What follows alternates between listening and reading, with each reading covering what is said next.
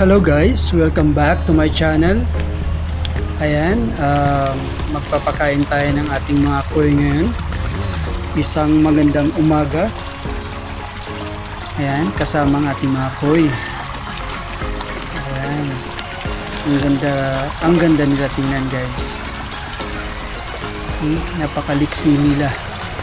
Yan yung sign guys, kapag maliksi yung inyong koi, ibig sabihin yan ay healthy sila.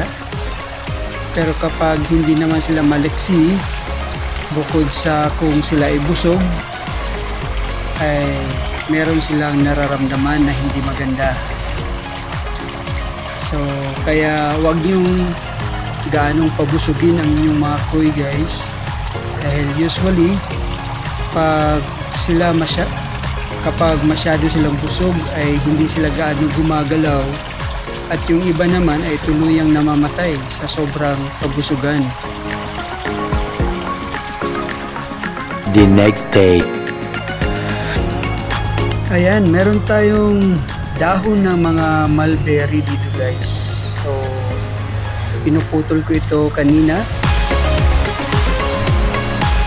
at napansin ko na kumakain yung ating mga koi ng mulberry leaves, kaya ayan, pakakainin natin sila guys para makita nyo na meron palang alternative na pagkain ang mga koi natin. So hindi lang puro feeds, kundi kahit yung mga mulberry leaves ay pwede rin sila, or even sa mga kangkong ay pwede rin ang mga koi niyan guys. Mas malakas silang kumain sa kangkong. Ayan, since mulberry ang marami dito sa paligid namin, ay mulberry leaves ang aking pinapakain minsan.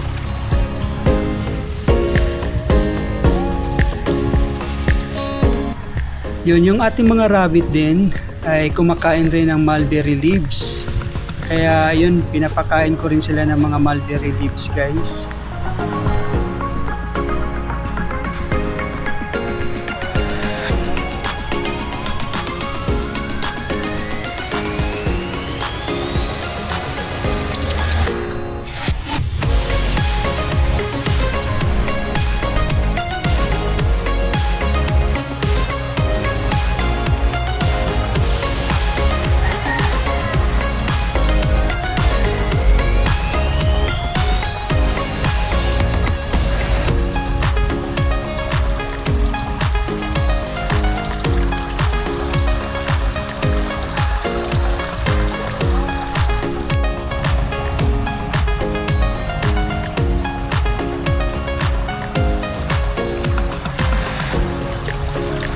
Ayan sila oh.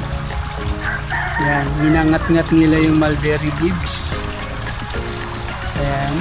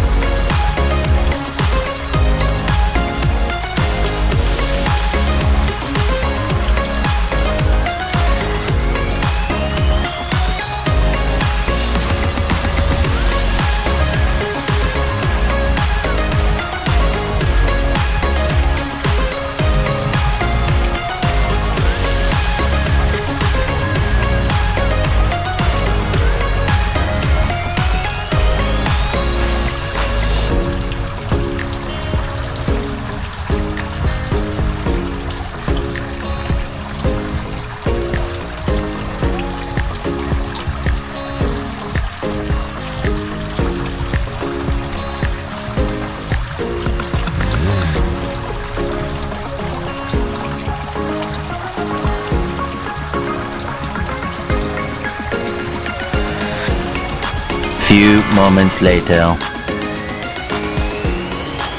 Yan, kinahaponan guys ay ito na yung itsura ng ating mulberry leaves. Ayan, tangkay na lang. Tangkay na lang guys, at naubos na nila yung ibang mga dahon. Yung iba ay tinanggal ko na, at ito na lang yung mga natira. Ayan, so may alternative food na ang ating mga koi guys. Salamat sa inyong panunood. Salamat sa inyong suporta. God bless. Bye bye.